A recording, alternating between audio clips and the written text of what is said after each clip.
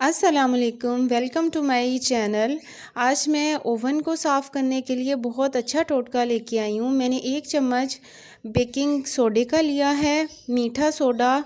इसको 1 चम्मच आपने सिर्फ मीठा सोडा लेना है और 1 चम्मच आपके घर में जो भी डिश वॉशर जिससे आप अपने बर्तन धोते हैं, 1 चम्मच आपने इसका लेना है और आपने लेना है सिरका। इस सिरके इन तीनों चीज़ों से आपका ओवन ऐसे साफ़ होगा कि आप हैरान रह जाएंगे। बहुत ही आज़मूदा टोटका है। जब से मैंने इस्तेमाल करना शुरू किया है, मुझे अब महंगे से महंगे क्लीनर की, ओवन क्लीनर की ज़रूरत नहीं रही। इसको बस आपने 1-2 सेकंड के लिए वेट लगाना है ताकि स्टीम बन जाए। ओवन में जितनी भी गंदगी, मैल कुचैल है उसको ये साफ़ कर देगा। अब मैं ओवन को बंद कर दूंगी। ओवन बंद करने के बाद इसकी स्टीम ओवन के ताकि अंदर ही रहे, मैं थोड़ी देर के लिए इसको छोड़ दूंगी। 1 से 2 मिनट के लिए बस इसको छोड़ देना है, बंद करके बिल्कुल बंद रखना है।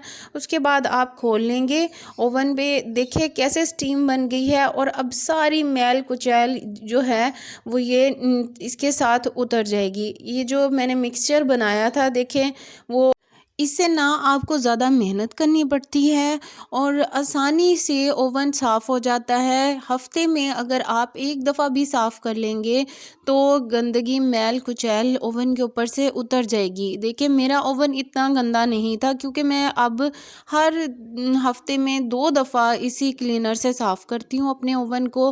तो मेरे ओवन में ना इतनी गंदगी होती है, बिल्कुल साफ़ रहता है। जितना मर्ज़ी इसको इस्तेमाल कर लें, इसमें बिल्कुल भी कोई भी गंदगी नहीं रहती। अब जो बाहर से गंदगी लगी हुई है, जो बाहर किचन में आप काम करते हैं, बहुत सारे ऑयल के निशान होते हैं तो वो भी इसके गायब हो जाएंगे। अब मैं ओवन को अंदर से साफ़ कर रही हूँ। देखें कितना अच्छे तरीके से चमक रहा है। इसका शीशा भी अच्छी तरह से साफ़ हो गया। ये नीचे जो मैल फंसी हुई होती है, देखें वो भी किस तरह से अच्छी तरह साफ़ हो गई। मुझे ना ही ज़्यादा अपना एफ़र्ट लगानी पड़ी, ना ही ज़्यादा मुझे टाइम लगाना पड़ा और ना ही मुझे किसी महंगे क्लीनर की ज़रूरत पेश आई। अब मैं जो इसके अंदर प्लेट में गिरा था उसको मैं अच्छी तरह से साफ़ कर लूँगी और ओवन को भी अंदर से अच्छी तरह से साफ़ कर लूँगी। देखें ये मेरा ओवन पहले मैं इसको कपड़े से साफ़ करती थी, गीला भी हो जाता था, तो इसमें ज़ंग लग चुका है।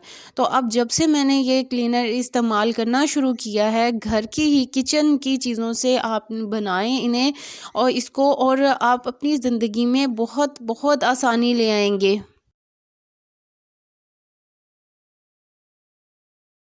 अगर आपको मेरा ये टोटका अच्छा लगा हो तो मेरे चैनल को सब्सक्राइब कर दें और मेरी वीडियो को शेयर करें। Thank you so much.